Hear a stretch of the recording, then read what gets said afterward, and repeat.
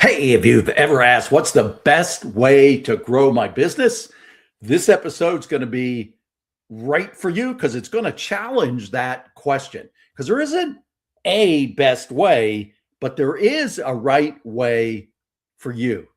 So stick around. This is the Franchise Pitfalls and Profit Show. Each week, we bring you the challenges and triumphs of being in the franchise development and consulting business. The things you need to make money faster. And now your host, one of the most successful franchise developers in North America, Don Shin. Hey, welcome back to Franchise Pitfalls and Profits. Hey, this show is about real mechanics of growth. This year, we've really been focusing on growth, focusing on scaling, how to build the right way, how to avoid mistakes. You know, they're quietly hanging around, milling around. You know, but they're not new. But if you have the right guidance and the right assistance and someone shining the light on them for you, you're going to be able to create stronger systems that actually carry the growth and the scale that you're hoping for. So having been a son holding the flashlight for my dad when he was working on a project, I understand what's shining the light on the area of work. But again, this is really, really important because this show is all about helping you avoid the mistakes that are common, that are out there, that we see as patterns, helping you avoid them so you make money faster and your growth patterns are faster and better. So over the last couple of episodes, we've been talking about unexamined growth, been talking about scaling without losing yourself, your own personality and your life. Just saw an article in the paper the other day about entrepreneur passes away. So there's real challenges of what happens for founders and business owners and entrepreneurs to themselves, to their health. And then the third thing we talked about recently was the hidden cost of you, the owner, the founder, being the bottleneck. And so if you are a business owner listening to this, if this is the very first time you've ever joined us, then I encourage you to go back to the last 3 or 4 episodes to help you kind of get caught up. So you're probably somewhere in this space and you are asking yourself, you should be, hopefully you're asking yourself things like this. How do I scale my business? Maybe you're asking, what's the best way to grow a small business? You might be saying, how do I expand without breaking everything that already works? Those are really good questions. They're the right questions. Unfortunately, most people are missing out on that, even at the 20,000 foot level. And they're absolutely missing out on the ground level things that are going on when they consider growth. So let me start by naming the problem.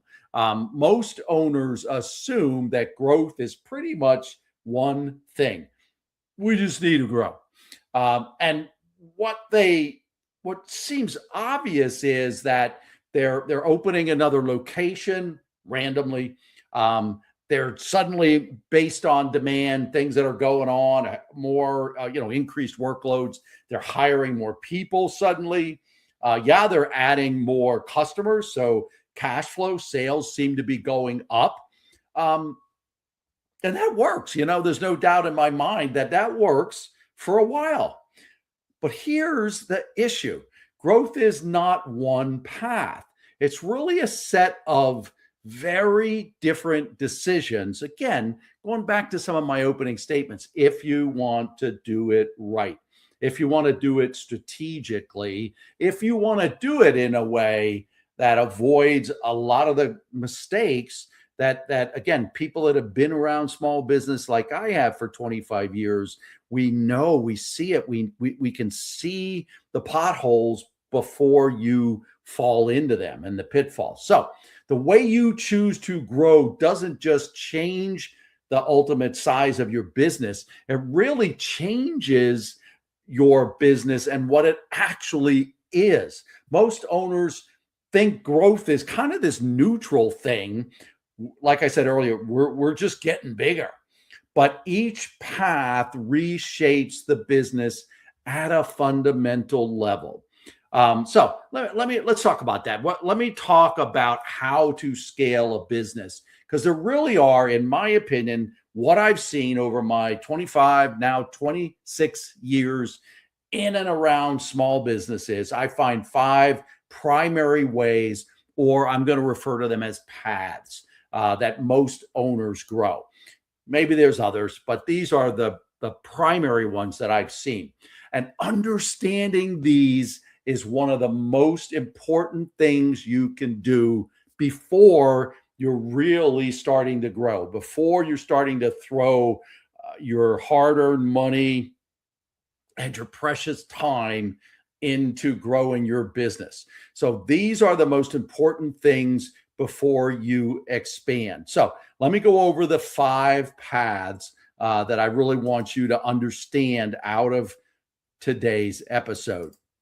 First one is company-owned expansion. Most common. That's what you're doing if you're a founder of a company. Again, you're going into a new market. I remember working with a small business owner that was local to me, and he randomly opened up in a suburb of one of the top 10 cities in the country. It was 2-hour drive away from the headquarters where his business was known. And, that's just what he did. It was kind of a random, let's go out there and see if we can get some clients. He got a client or two, then opened an office. And then because it was a big city, he opened up a second one and a third one. I said second one, third one, fourth one. End of the day, this is what most people mean when they say, I want to grow my business. And it can work well. As I said, it can work well. But what most business owners are not realizing as they're going through this is that what they're saying actually means is more capital, more expenses, higher expenses, more management. And when I say management, I mean people additions, but also time. You're just having to make more decisions because you now have more space, more people, more territory when I say space.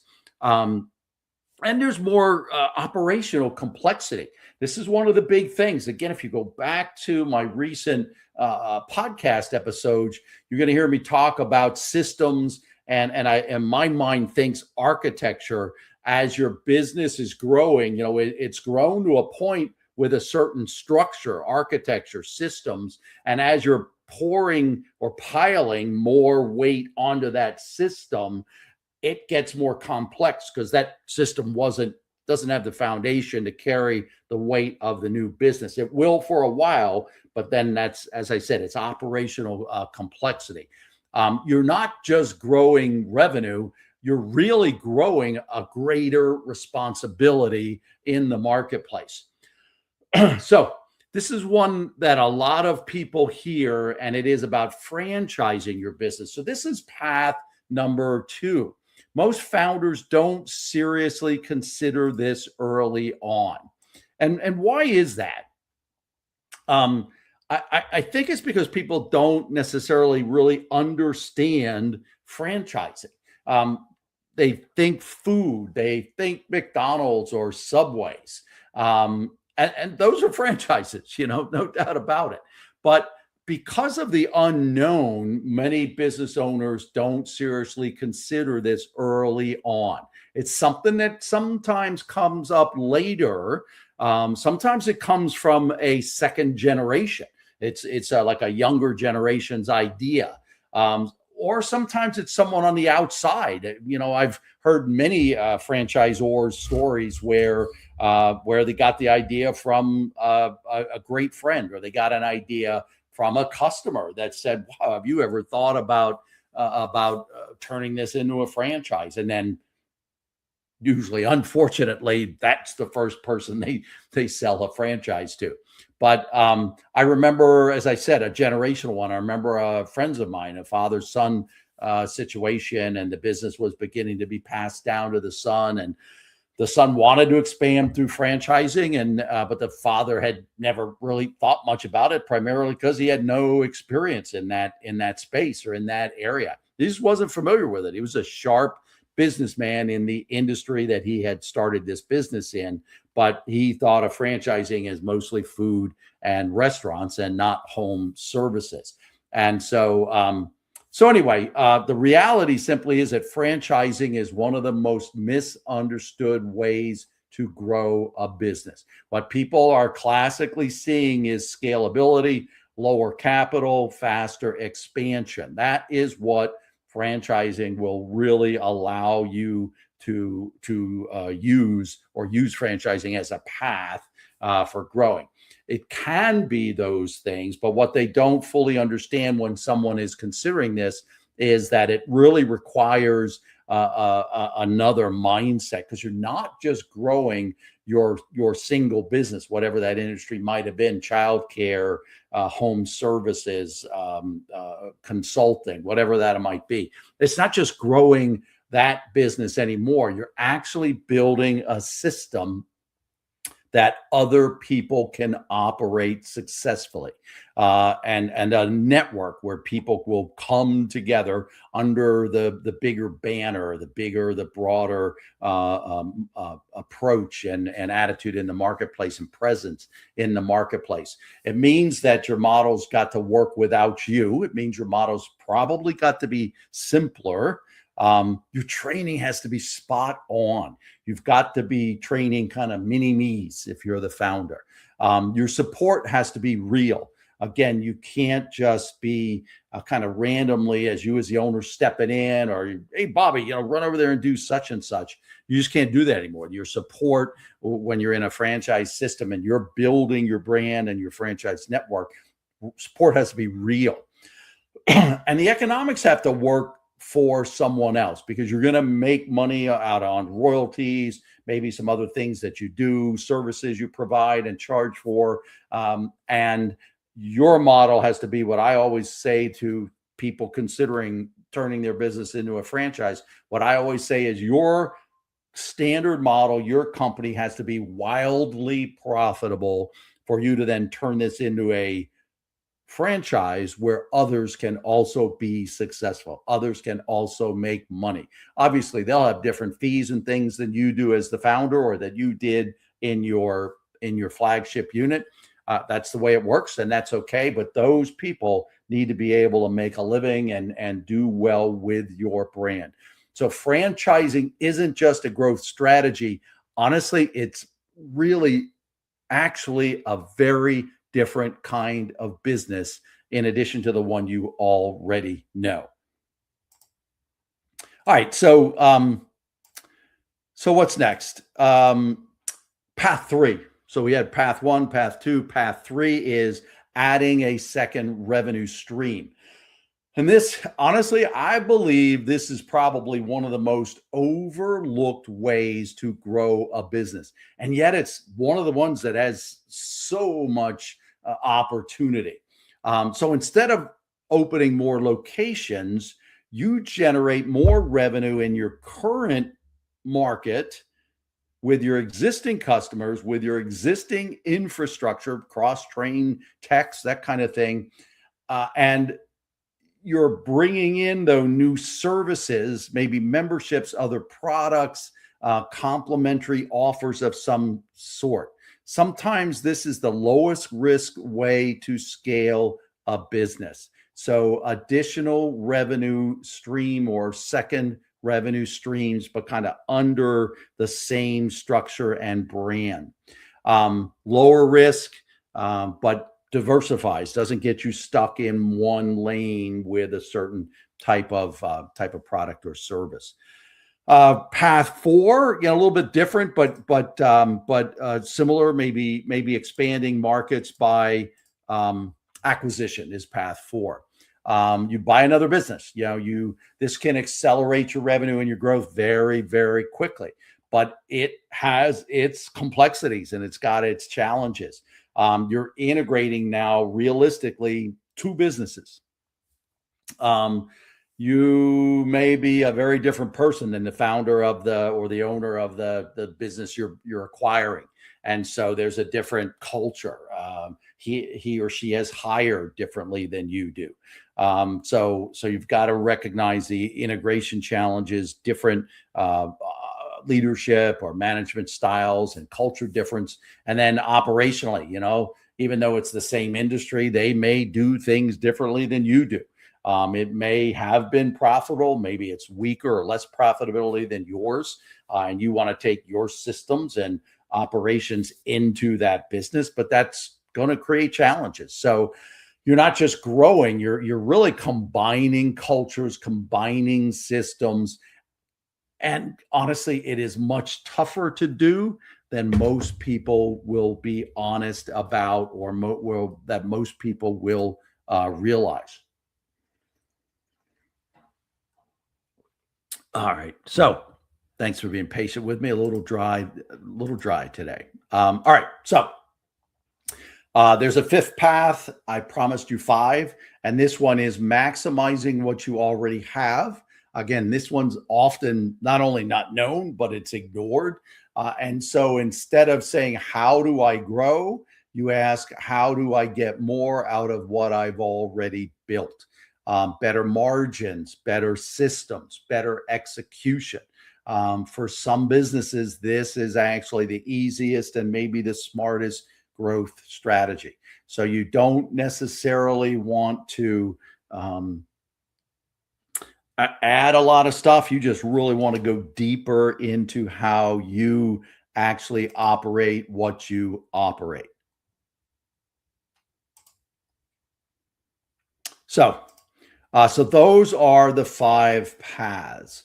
But here's what I think is the problem or the issue.